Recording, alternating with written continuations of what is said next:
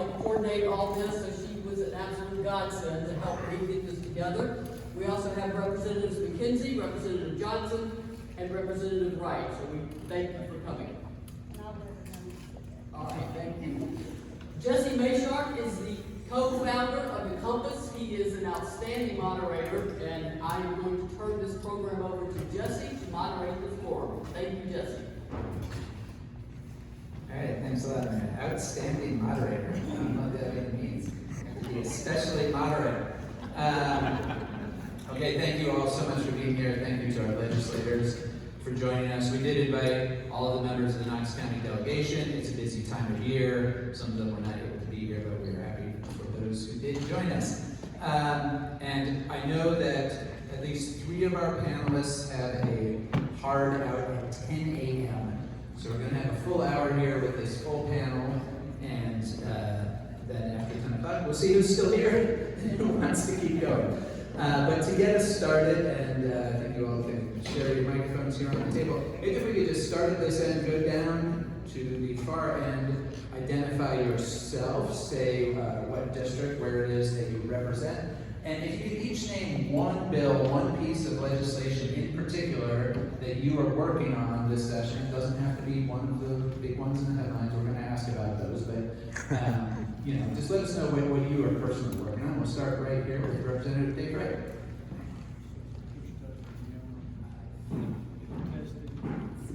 Testing. Please allow me to stand. There you go. The first thing I'd like to say is thank to the league for presenting us and the journalists. Because I will go back to my 10 years as being a county commissioner. This event occurred at the new center. And at that particular time, as a county commissioner, I would say, because I wanted to be there, look at what they are doing to us. Now I am a they. So again, my name is Dave Wright. I live in the Gibbs community. I represent the rural part of Knox County, from north of Halls around through Corrington, Rita, Gibbs, Carter, Thorn Grove, Riverdale, to across the river in Anderson.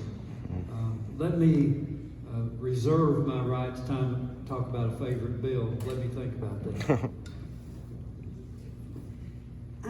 Thank you, and thank you to the Journalists Association and the league. For years this used to be 2 events, and the journalist group had the whole panel, the league had Meet Your Senators, and it was kind of a redundant thing, and I think it's gotten better with the joint cooperative putting this together.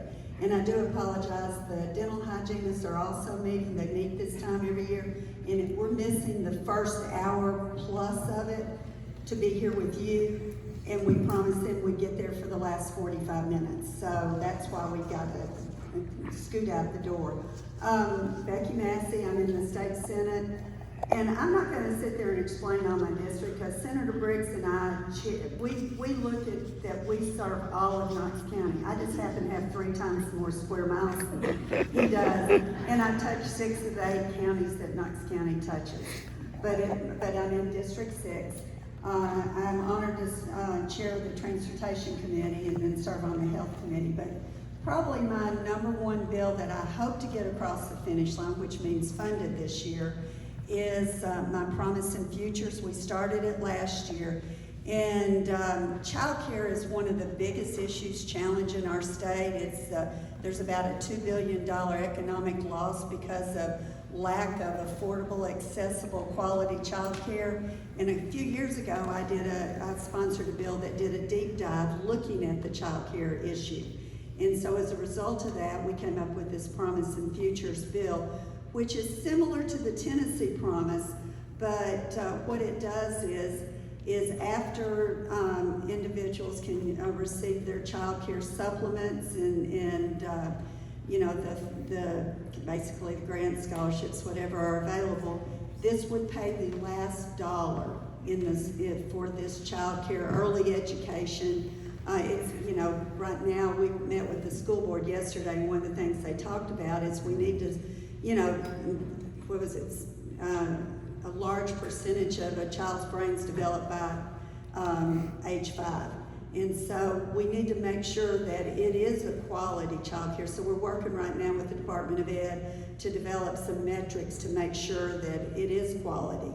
But we want to give people the opportunity to be able to have childcare so they can work in a productive, you know, everybody's needing employees. And so we're real excited about that. It would be funded through the sports gambling money. They haven't been willing to let some of that go yet. But in the state constitution, it does say that any of the lottery type, gambling type money does have to go toward education, including early education. So I'm real excited about that, but it's, like I say, we got to work on the funding part and get them to agree to do it. So, but it's an important issue. Thank you. Good morning. My name is Sam McKenzie. I represent the 15th District, and you all are in the 15th District, so welcome. 15th District is downtown Knoxville, South Knoxville City, East Knoxville, and then Mechanicsville, Lonsdale, and Beaumont, right there around Knoxville College in that general area. But I'd also like to thank Ms. Kathy Mack and her staff for opening up this wonderful facility, which my grandkids attend during the summer, and I did as a youth. Believe it or not, I was young at one point. You know, it's as you know, it's been an interesting time there in Nashville. But if I had to focus on one bill, and I've been working this bill for about 3 years. It's what I call the 2% bill. Just to give a data point. In the 20 years we've had the lottery, about $30 billion have been spent on scratch-off, Powerball, Mega Millions, all that, statewide. In the 2 years we've had sports wagering, $10.5 billion have been spent here in the state. So, and of that money, roughly 80% goes into the lottery fund, which is already, it's all about to be endowed. So there's capacity there. So what my bill, we call it the 2% bill. Take 2% of that 80% and put it in a fund to be administered by the Human Services Commission there in the state. And that 2% to go to the deep rural youth and the deeply urban youth, which I tell folks, they may have different skin tones, but they're the same kid. They have the same home life, the same lack of structure, just to try to get small organizations that do that great work in the community, that knows those those kids, to allow them to apply for those funds, be about $1 million a year. And so pushing it, it's hard to get things out of the lottery, as Senator Massey said, but starting to get some momentum on that. It's just, to me, it makes sense. These really are excess funds, unless we're going to open up the pipeline and give more of our kids access to higher ed dollars, which I think we should do. These funds are just going into a bank account right now. So let's put those funds to use. Thank you. State Representative, House District 90, Gloria Johnson, happy to be here. I want to talk about my mental health, my Youth Mental Health Act. We talk a lot in the General Assembly about mental health, and making sure that kids have good mental health is important. And we're now in the top 10 in the country, top 10 states for youth suicide. I took a piece of legislation. I met a woman at NCSL, at our National Legislative Council, and where we all meet together. But they passed a bill in Colorado for youth. Any child could request mental health services, anyone under the age of 18, and go to a website, kind of fill out a screening tool, and then they would be assigned a therapist or counselor in their county for at least 6 visits. After the 6 visits, they would be reevaluated to see if there was a need for more visits. Colorado was also in the very top of youth suicides. After a couple of years of this program, for the first time in history, Colorado's youth suicide rate dropped. attributed to this bill. They have 64 counties, 62 counties have utilized this legislation. Kids have been using it with kids with their parents. And it's actually doing what it's supposed to do. It was supposed to sunset, and they have now made it permanent because it was successful. Cost Colorado about $9 million a year.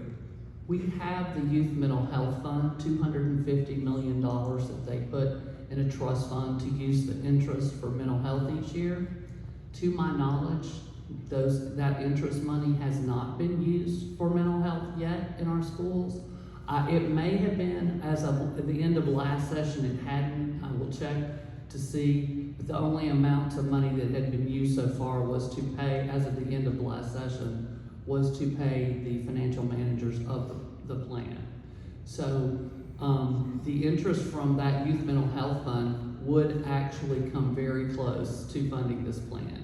So anything that we can do to address that, so when our kids get out of school, they've gotten that mental health care they need and have had it along the way. So we are having healthier young people coming out of school. I just think that's critical. I'm State Senator Richard Briggs, and just like Senator Massey said, I represent Knox County. The district's really, the district lines to Senator Massey and I are artificial. So we take care, or try to take care of Knox Countyans regardless of where they're from. And I do want to thank the League of Women Voters. I try to participate both in forums like this and as in candidate forums when I was running for office. And I think it's an opportunity for the public to be able to put an eye on their candidates, so we have an opportunity to meet you when we're here. So I really want to thank the League of Women Voters and the professional journalists for putting this on. I'm going to keep my comments on my bills very briefly. First of all, I have 3 bills that deal with affordable housing, but one that's not as well known that I've been pushing is a resolution that deals with term limits for Congress. Every day I turn on the newspaper and all I see is a dysfunctional Congress. We need the opportunity for other people that want to serve to go there and not be so entwined with the partisanship that's just, it really leads to nothing. Dr. Briggs, I cannot help but follow up on that and ask you, would you support that for the state legislature as well? Because obviously the state legislature does not have term limits. You know, I tell you, that's a very fair question. But I think there's an essential difference. One is we are what the founders of the country anticipated. We are part-time legislators. Anyone who uses the legislature as their full-time occupation has taken a vow of poverty because we don't get paid enough to support anything. And we're just there really working about 3 months out of the year. The rest of the year, we're home, supporting our families, we have a job, we're in supermarkets, we're at church, we're at gatherings, Little League ball games, and we have an opportunity to do a lot of face-to-face encounters with our citizens. And I think it's very different being a citizen legislator and being a full-time professional legislator. Representative Wright, did you think of any bill that you wanted to talk about? Yes. Let me back up and say that my reserve spot there was on a bill. So as I look around the audience, it's a pretty mature audience. There are several young folk here. Yeah. I'm pointing at you. But the bill that I would like to pick on for just a second is in children, we have the opportunity to have daycare in small numbers. But in senior citizens, we do not have small number, and I don't want to refer to it as daycare. I will refer to it as the Golden Girls rule, where one person may have the house and would like to have 2 or 3 share in the expense of being able to live in a residential setting. So I'll back up to earlier in what we're talking about. The Knox County delegation does have a mom. The Knox County delegation does have people that have experience at county commission. Commissioner McKenzie and Commissioner Briggs and Commissioner Wright entered Knox County Commission at the same time. It's just that our education took a little bit longer here than it did down there. Which leads to term limits. I think term limits are in place. I totally agree with term limits. You either need to move up or move out. But anyway, back to my Golden Girls bill. And Mom, it's Mom's bill. I'm just hoping I can get it through the House. Sorry it took so long to give you my favorite bill. All right, thanks a lot.